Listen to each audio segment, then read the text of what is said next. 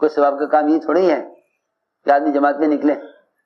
ثواب کے جو کام اور بھی بہت اور وہ بہت کام ثواب کے ہیں کرنے کو. سنو دھیان سے.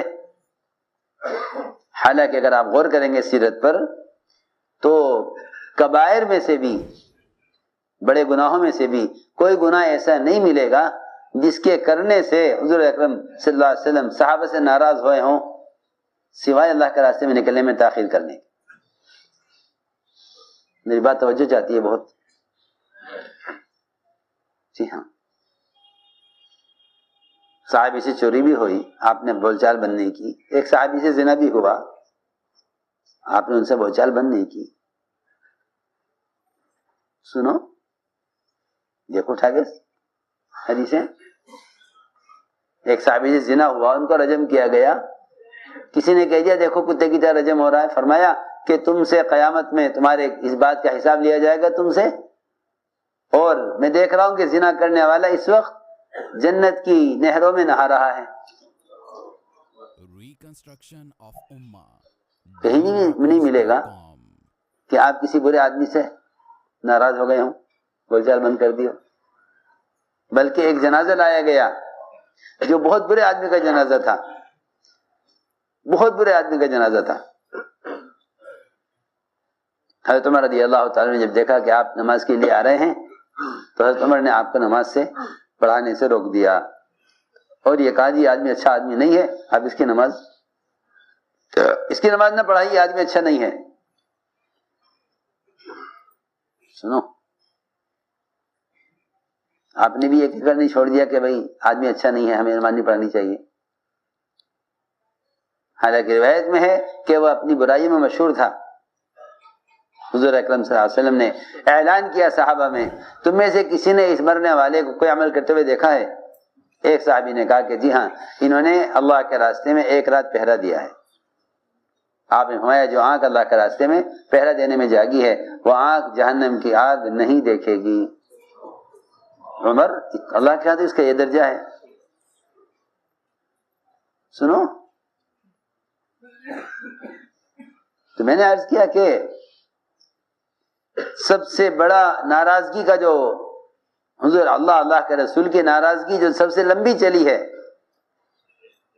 صحابہ میں سے کسی سے, وہ ناراضگی چلی ہے صرف اللہ کے راستے میں نکلنے میں تاخیر کرنے پر. حیات الصحابہ پڑھا کرو بہت غور سے. میں علماء کو تو خاص طور پر کہتا ہوں کہ وہ حیات الصحابہ میں حضرت عنوانات دیکھا کریں کہ حضرت نے حیات الصحابہ میں صحابہ کے واقعات سے کیا کام کس طرح نکالا ہے اور کام کو کس طرح مستنبط کیا ہے. حضرت عنوان قائم کیا کہ ڈانٹ اللہ کی طرف سے, اللہ کی سے ڈانٹ اور اللہ تعالیٰ کی طرف سے ناراضگی اس شخص کے لیے جو اللہ کے راستے میں نکلنے میں تاخیر کرے. جی ہاں, التحجید علی من اخر الخروج, جو اللہ کے راستے میں نکلنے میں تاخیر کرے اس پر اللہ کے رسول کی ناراضگی. تو میں نے عرض کیا کہ انہوں نے آ کر سچ بول دیا کہ ہمارے پاس کوئی عذر نہیں ہے اور ہمیں کوئی پریشانی نکلنے میں نہیں تھی, سواری ہمارے پاس دو تھی, سہولت تھی, مال بھی تھا, آسانی بھی تھی, بس ہم نہیں نکل سکے. آپ نے سن کر فرمایا کہ جاؤ تمہارے بارے میں اللہ کوئی فیصلہ کریں گے. سنو غور سے, نہ ان کو معاف کیا, نہ ان کا عذر قبول کیا, نہ ان کے لیے استغفار کیا.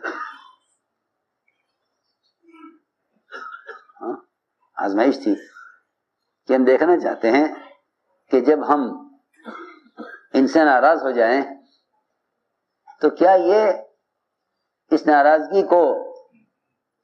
ناراضگی سے پریشان ہوتے ہیں یا ناراضگی کی وجہ سے چھوڑ کر چلے جاتے ہیں. سنو غور سے, چھوڑو اور بھی کام دنیا میں کرنے کے ہیں. جی ہاں, میں کچھ کہہ رہا ہوں کہ اپنے گھر میں رہیں گے, بیوی بچے, اپنی مکان دکان, کھانا کمانا, اللہ کرنا, ذکر تہجد تلاوت عبادت نماز روزہ, جی ہاں، اور بہت کام کرنے کے ہیں، سنو تو صحیح۔ اللہ نے آزمایا کہ جب اللہ کے رسول سے ناراض ہو جاتے ہیں تو یہ تینوں کیا کرتے ہیں؟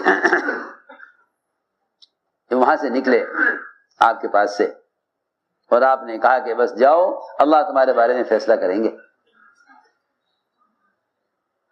تو فرماتے ہیں کہ جب وہاں سے باہر نکلے تو لوگوں نے ہم سے کہا، ارے یہ تم نے کیا کیا، تم تو بڑے سیدھے نکلے، اب بھی چلے جاؤ واپس اور جا کر کہہ دو کہ نہیں جی ہم نے غلط کہہ دیا تھا، ہمیں تو یہ عذر تھا، ہمیں تو وہ عذر تھا۔ دیکھو تم عذر پیش کر دو گے، اللہ کے رسول راضی ہو جائیں گے، اور رات تمہارا جھوٹ بولنے کا گناہ، یہ تمہارا گناہ تو استغفار سے معاف ہو جائے گا۔ سنو، لوگوں نے مشورہ دیا کہ جاؤ، دوبارہ جاؤ اور جا کر کہو کہ نہیں جی ہم نے غلط کہہ دیا تھا، آپ سے کوئی عذر نہیں ہے، ہمیں تو فلاں فلاں عذر تھا اور فلاں فلاں پریشانی تھی، تاکہ اللہ کے رسول خوش ہو جائیں۔ جی ہاں، اور وہ استغفار کریں گے، تمہارا گناہ معاف ہو جائے گا۔ سنو، صحابہ کی آزمائش، وہ فرماتے ہیں کہ بہت لوگوں نے مجھے آمادہ کیا اس پر کہ میں جا کے اپنے آپ کو جھٹلا دوں اور کہہ دوں کہ جی میں نے پہلے غلط کہہ دیا تھا آپ سے کہ مجھے کوئی عذر نہیں تھا، مجھے تو بڑے آزاد تھے جانے میں۔ کہنے لگے کہ اگر میں نے جا کر اب اپنے آپ کو جھٹلایا اور میں نے کہا آپ سے جا کر کہ جی میں نے غلط کہہ دیا تھا، تو میرے جھوٹ بولنے کی وجہ سے اللہ وحی کے ذریعے نبی کو بتا دیں گے حقیقت کیا ہے، اس سے اللہ بھی ناراض ہو جائیں گے، اللہ کے رسول بھی ناراض ہو جائیں گے۔ فرماتے ہیں 50 رات ہم پر ایسی گزری، اللہ نے ہمیں خوب آزمایا، اللہ نے ہمیں خوب آزمایا، خوب آزمایا اللہ نے ہمیں۔ 50 راتیں ہم پر ایسی گزری، اللہ نے ہمیں خوب آزمایا۔ اسی درمیان میں غسان بادشاہ کو پتہ چلا کہ ان کے ساتھی کعب بن مالک وہ لوگ ان سے ناراض ہو گئے ہیں اور پورے مدینے میں ان کے سلام کا کوئی جواب دینے والا نہیں ہے۔ اس نے سوچا موقع اچھا ہے، موقع اچھا ہے، ان کے آدمیوں کو توڑنے کے لیے انہیں خط لکھو اور خط لکھ کر اپنے پاس بلاؤ۔ چنانچہ غسان بادشاہ نے خط لکھا کعب بن مالک کو، خط میں لکھا تمہارے ساتھی نے تمہارے ساتھ بہت سختی کا معاملہ کیا ہے اور تمہیں رسوا کر دیا، تم ذلیل ہونے کے لیے نہیں ہو اور تم ضائع ہونے کے لیے نہیں ہو، آ جاؤ تم ہمارے پاس آ جاؤ، ہم تمہیں مال خرچ کریں گے اور ہم تمہیں عزت دیں گے اور ہم تم سے کام لیں گے اور ہم تمہیں ٹھکانہ دیں گے۔ جی ہاں، چھوڑو مدینہ، بلکہ مدینہ چھوڑ کر ہمارے پاس آ جاؤ، مال بھی ہے، عزت بھی ہے، سب کچھ ملے گا تمہیں، چھوڑ دو ان کو۔ سنو غور سے، غسان بادشاہ کا خط جیسے ہی پہنچا ان کے پاس، انہوں نے اس خط کو ایک مرتبہ تو پڑھا، ریشم کے کپڑے میں لپٹا ہوا خط تھا، اور پڑھ کر اس خط کو تنور میں ڈال دیا۔ آگ جل رہی تھی تنور میں،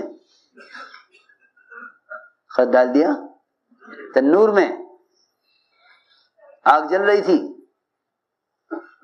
خط کو جلا کر خاک کر دیا۔